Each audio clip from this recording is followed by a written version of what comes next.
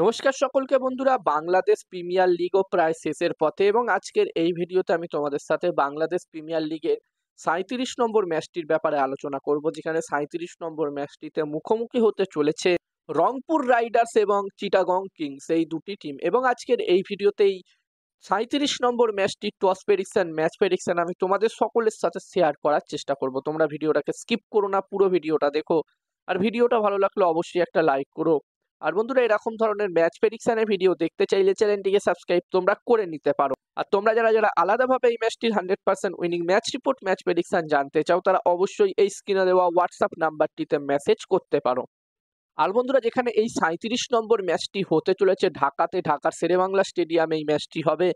এই সেকেন্ড হাফে ঢাকাতে যেই কটা ম্যাচ হয়েছে সেই কটা ম্যাচের মধ্যে বেশিরভাগ ম্যাচ আমরা লো স্কোরিং ম্যাচ দেখেছি। তো বন্ধুরা, এখানে দুটো পিচ মনে হচ্ছে রাখা হয়েছে, একটি হাই স্কোরিং ম্যাচও আমরা দেখেছি এই সেকেন্ড হাফে ঢাকাতে যেই কটা ম্যাচ হয়েছে, এবং বেশিরভাগ ম্যাচে আমরা লো স্কোরিং ম্যাচ দেখেছি। এবার দেখার বিষয় থাকবে এই ম্যাচটি কোন পিচে হয়।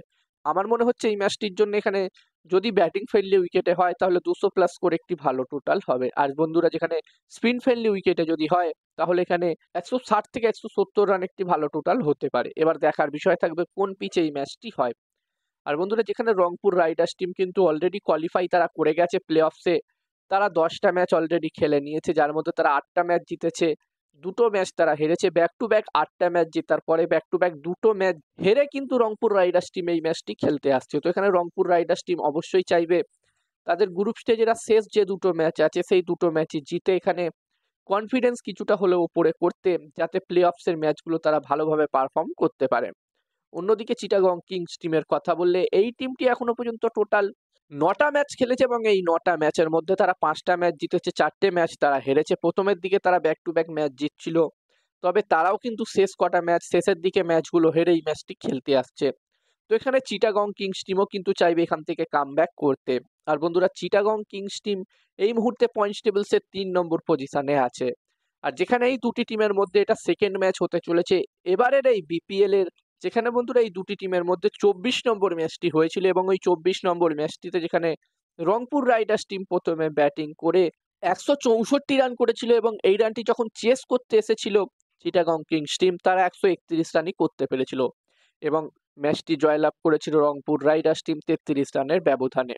তো এখানে চিটাগং কিংস টিম চাইবে এই ম্যাচটিতে রংপুর রাইডার্স টিমকে হারিয়ে তাদের আগের ম্যাচের হারের বদলা নিতে। আর এই ম্যাচটি যদি চিটাগং কিংস টিম জিততে পারে তাহলে কিন্তু তাদের প্লে অফসের কোয়ালিফাই করার সম্ভাবনা অনেকটাই বেড়ে যাবে। এখনো 50-50 চান্স আছে এবং এই ম্যাচটি যদি তারা জিততে পারে তাহলে তাদের 70-80% চান্স হয়ে যাবে প্লে অফসে কোয়ালিফাই করার।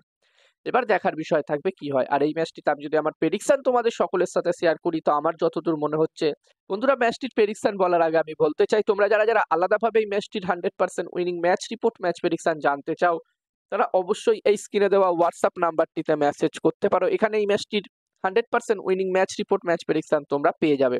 এবং এই কাজগুলোর প্রমাণ দেখতে চাইলে হাসান ক্রিকেট প্রেডিকশন টেলিগ্রাম চ্যানেলও জয়েন হতে পারো, লিঙ্ক ডেসক্রিপশনে আমি দিয়ে দিয়েছি।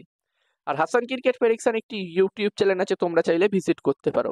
আর আমার যতদূর মনে হচ্ছে বন্ধুরা, এই ম্যাচটিতে এই 37 নম্বর ম্যাচটিতে এখানে টস জিততে পারে রংপুর রাইডার্স, ম্যাচটি জিততে পারে চিটাগং কিংস। আমার প্রেডিকশন রইল এই ম্যাচটিতে টস জিতবে রংপুর রাইডার্স, ম্যাচটি জিতবে চিটাগং কিংস।